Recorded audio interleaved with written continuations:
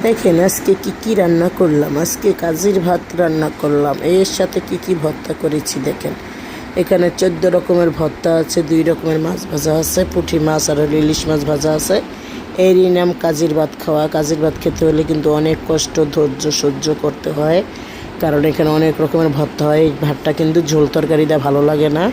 এখানে সব কিছু ভর্তা আর হলো ভাজা মাছ করতে হয়, ইলিশ মাছ ভাজা আর হলো পুঁটি মাছ ভাজা, তাহলে এই ভাতটা খেতে খুবই মজা লাগে। দেখেন কত রকমের ভর্তা করেছি।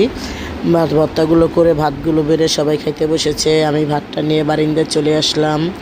বারিন্দায় এসে ওই যে নিচে অনেকে কাজ করতেছে, আর বারিন্দায় বসে আমি একটু ভিডিও করতেছি। ভিডিওটা করা হয়ে গেছে।